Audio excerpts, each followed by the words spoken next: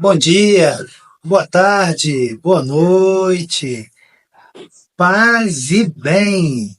Meu nome é Emerson Sbargelotti e eu estou aqui no Paz e Bem toda segunda-feira, hoje, 7 de julho de 2025. Nós continuamos a nossa reflexão sobre a prática libertadora de Jesus a partir do livro de Carlos Messias, Com Jesus na Contramão. Hoje, capítulo 5, crise, derrota, vitória, obediente ao Pai e fiel aos pobres, até a morte de cruz. Até a morte de cruz. Então, ponto 1, oposição crescente, rever a caminhada, renovar o compromisso. Foi grande o entusiasmo que Jesus suscitou no povo de sua terra. Era como se o reino estivesse chegando. Mas na medida em que crescia a popularidade, crescia também a oposição.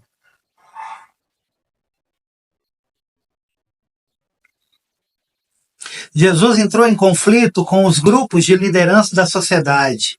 Fariseus, escribas, saduceus, herodianos, sacerdotes, romanos. Ele sabia que mais cedo ou mais tarde ia ser preso. Sabia que não iam deixá-lo fazer o que fazia.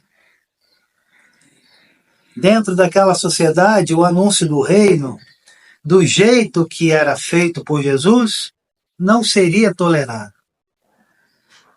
Ou ele voltava atrás, ou seria morto. Não havia outra alternativa. Jesus não voltou atrás. A cruz apareceu no horizonte já como uma possibilidade. Não como uma possibilidade, mas como uma grande certeza. A cruz. A cruz. A minha é do mesmo modelo do Papa Francisco, né? O bom pastor. Em meio a todos esses conflitos, Jesus sai da Galileia, vai para a região de Cesareia de Filipe e começa a preparar os discípulos. No caminho, faz um levantamento. Quem dizem os homens que eu sou? Marcos 8, versículo 27. Depois de ouvir que o consideram o Messias, ele lhes fala abertamente de sua paixão, morte e ressurreição. Foi um choque. Pedro reage. Deus não o permita. Jesus rebate. Vai embora, Satanás. Você não pensa as coisas de Deus, mas as dos homens. Fechados dentro da ideologia do Messias glorioso, os discípulos não podiam compreender a proposta de Jesus. Foi um momento de crise e de revisão da caminhada. A partir deste momento, aparecem várias mudanças na maneira de Jesus anunciar a Boa Nova. Antes ele fazia muitos milagres. Agora, os milagres são quase uma exceção. Antes não se falava da paixão a não ser como uma possibilidade remota. Agora, a paixão está no centro do ensinamento de Jesus. Antes, Jesus anunciava a chegada iminente do reino. Agora ele começa a insistir na vigilância, nas exigências do segmento e na necessidade de carregar a cruz.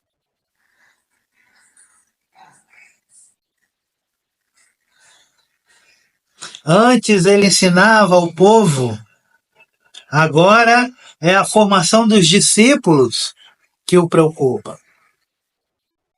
Ele pede que eles optem de novo e começa a prepará-los para a missão que virá depois. Jesus chega a sair da cidade ou a permanecer em casa para poder estar com eles e cuidar da sua formação. Antes, as parábolas orientavam o povo para perceber o mistério do reino presente na atividade de Jesus. Agora, elas orientam o ouvinte para o futuro julgamento e o fim dos tempos. Por exemplo, as parábolas dos vinhateiros homicidas, do devedor implacável, dos trabalhadores da 1/10 hora, dos 2 filhos, da festa nupcial, dos 10 talentos. A partir do momento em que ficou claro que iam matá-lo, Jesus começa a usar com frequência o título de Filho do Homem. É o nome que ele mais usou para si e que nós usamos menos para ele. O que Jesus queria indicar quando começou a usar esse nome? O que Jesus queria indicar quando ele começa a usar este nome? Filho do Homem. O nome que Jesus gostava de usar para si. No Evangelho de Marcos, este nome algumas vezes indica a glória que Jesus vai ter como Messias junto de Deus. Por exemplo, diante do sumo sacerdote que o condenava, Jesus declara: vocês vão ver o Filho do Homem vindo sobre as nuvens, sentado à direita do Todo-Poderoso. Marcos 14, versículo 62. A maioria das vezes, porém, o nome é usado para mostrar que o caminho da glória passa pela perseguição e pelo sofrimento. Por exemplo, quando fala aos discípulos sobre a sua paixão, Jesus diz, abre aspas, o Filho do Homem vai ser preso e morto. Marcos 8, versículo 31, Marcos 9, versículo 31 e Marcos 10, versículo 33. 2 outras vezes ainda, este mesmo nome indica o poder. Abre aspas. O Filho do Homem é dono do sábado. Fecha aspas. Marcos 2, versículo 28. Abre aspas. O Filho do Homem tem o poder de perdoar os pecados. Fecha aspas. Marcos 2, versículo 10. Assim, no Evangelho de Marcos, são 3 os elementos implicados neste nome: glória, sofrimento e poder. Glória, sofrimento e poder. O título, Filho do Homem, vem do Antigo Testamento, vem do Primeiro Testamento. Ele aparece numa das visões apocalípticas em que o profeta Daniel descreve os impérios dos babilônios, dos medos, dos persas e dos gregos. Na visão do profeta, estes 4 impérios têm a aparência de 4 animais monstruosos. Leão com asas de águia, urso com 3 costelas entre os dentes, onça com 4 cabeças e uma fera medonha e terrível. Está lá em Daniel, versículo 7, capítulo 7, versículos 3 a 8. Em outras palavras, são impérios animalescos, brutais, desumanos, que perseguem e matam. Daniel 7, versículo 21, depois versículo 25. Olha, depois destes reinos anti-humanos, aparece o reino de Deus, que tem a aparência não de um animal, mas sim de um filho do homem. Ou seja, é um reino com aparência de gente, um reino humano que promove a vida. Atenção ao texto. Daniel 7, versículo 13 a versículo 14. Abre aspas. Em imagens noturnas, tive esta visão. Entre as nuvens do céu vinha alguém como um filho de homem. Chegou até perto do ancião e foi levado à sua presença. Foi-lhe dado poder, glória e reino. E todos os povos, nações, línguas o serviram. O seu poder é um poder eterno que nunca lhe será tirado. E o seu reino é tal qual que jamais será destruído. Fecha aspas. A figura do Filho do Homem, que recebe o poder e o reino, representa o povo de Deus. Diz a explicação que Daniel recebe: o reino, o império e a grandeza de todos os reinos que existem debaixo do céu serão entregues ao povo dos santos do Altíssimo. O seu reino será um reino eterno. E todos os impérios o servirão e lhes prestarão obediência. Em outras palavras, a missão que o Filho do Homem recebe é a missão de todo o povo de Deus. E consiste em realizar o reino de Deus, que é um reino humano. Reino que não persegue a vida, mas que a promove. Jesus assume esta missão. E ele não a assume sozinho. Apresentando-se como Filho do Homem, ele está dizendo aos discípulos e a todos nós, abram aspas, venham comigo, vamos juntos realizar a missão messiânica que Deus nos entregou. Vamos realizar o reino que ele sonhou. Esta missão não é só minha, ela é de todos nós. Fecha aspas. No terceiro ponto,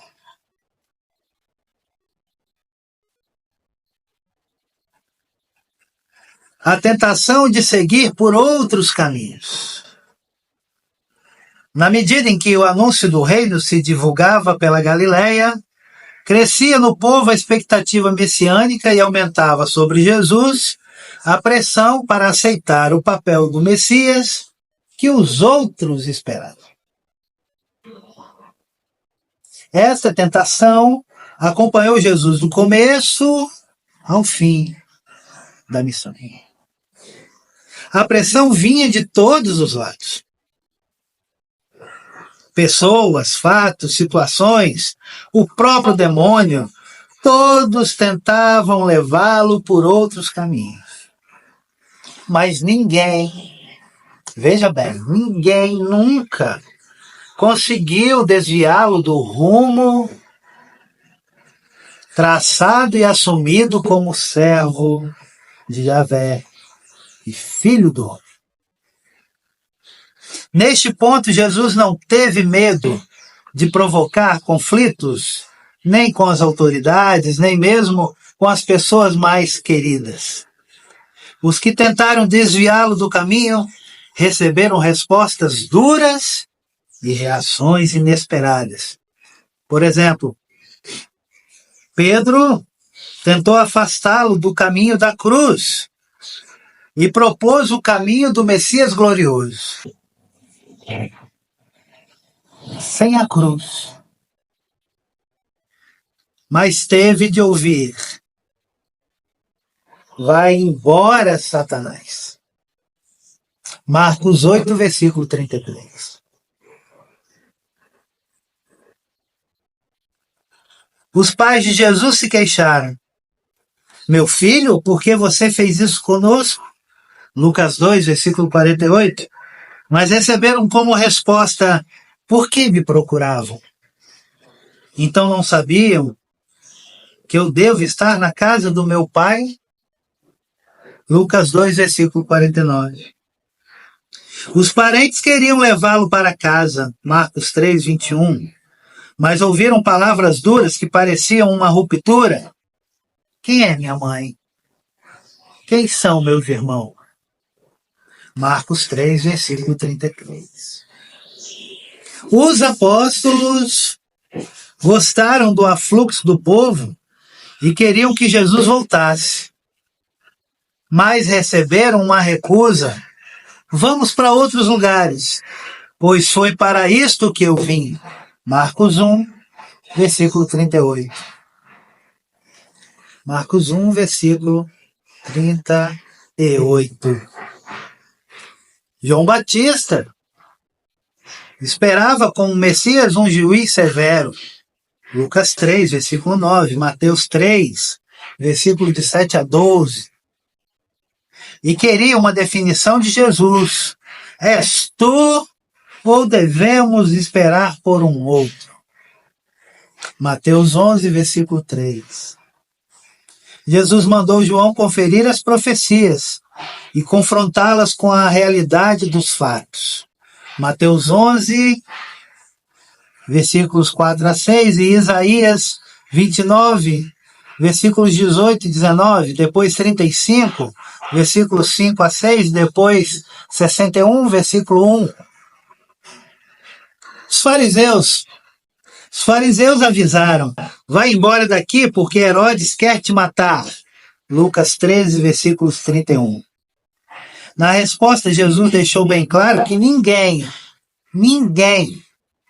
ia impedi-lo de realizar sua missão. Vão dizer àquela raposa que vou continuar trabalhando aqui hoje e amanhã. Só vou terminar depois de amanhã. Lucas 13, versículo 32. Olha aí o povo queria forçar Jesus a ser o Messias rei. João 6, versículo 15. Ao percebê-lo, Jesus simplesmente foi embora e se refugiou na montanha. João 6, versículo 15. O demônio propôs o caminho do Messias novo Moisés, que alimenta o povo no deserto. Mateus 4, versículo 3. Do Messias desconhecido, de que de repente se manifesta publicamente. Mateus 4, versículos 5 e 6. João 7, versículo 27. E do Messias nacionalista, que conquista o domínio sobre o mundo inteiro. Mateus 4, versículo 9. Jesus reage com força, condenando a proposta com palavras da Escritura. Mateus 4, versículos 4, 7 e 10. No horto, o sofrimento leva Jesus a pedir: Pai, afasta de mim este cálice. Pai, afasta de mim este cálice, Pai. Afasta de mim este cálice, Pai. Afasta de mim este cálice de vinho tinto e de sangue. Mas ele logo acrescenta: não o que eu quero, mas o que tu queres. Marcos 14, 36. E na hora da prisão, hora das trevas, Lucas 22, versículo 53, aparece pela última vez a tentação de seguir pelo caminho do Messias guerreiro. Jesus reage: guarde a espada no seu lugar. Mateus 26, versículo 52. Orientando-se Pela palavra de Deus, Jesus recusou todas essas propostas. Ele não foi pelo caminho da revolta, nem do Messias Rei, nem do zelo nacionalista. Inserido no meio dos pobres e unido ao Pai pela oração, fiel a ambos, ele resistiu e seguiu no caminho do Filho do Homem e do servo do Senhor. O caminho do serviço ao povo. Mateus 20, versículo 28. Na próxima segunda-feira, dia 14, nós falaremos sobre a oração na vida de Jesus. Hoje, 7 de julho de 2025, fazem 35 anos que Cazuza nos deixou. Cazuza foi o primeiro vocalista da banda Barão Vermelho, gravou com a banda 3 álbuns de estúdio e depois saiu um 4º álbum do Rock in Rio, né, um álbum póstumo. Então, 4 álbuns com o Barão, e em sua carreira solo, começada em 85, indo até 90, durante esses 5 anos ele gravou 6 álbuns. 5 de estúdio, 1 ao vivo, e a cada ano de saudade, nas datas redondas, descobria-se mais um álbum do Cazuza, do poeta. Cazuza deixou uma discografia muito importante para a música popular brasileira.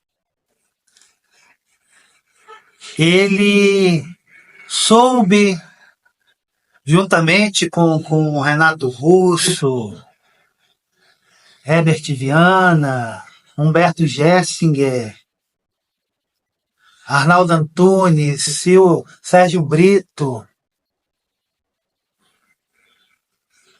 Nando Reis, toda essa turma que estava silenciado durante a ditadura militar e que pôde falar tudo isso em canções na década de 80, fez um grande bem para nós que estamos aqui ainda. E estamos lutando. –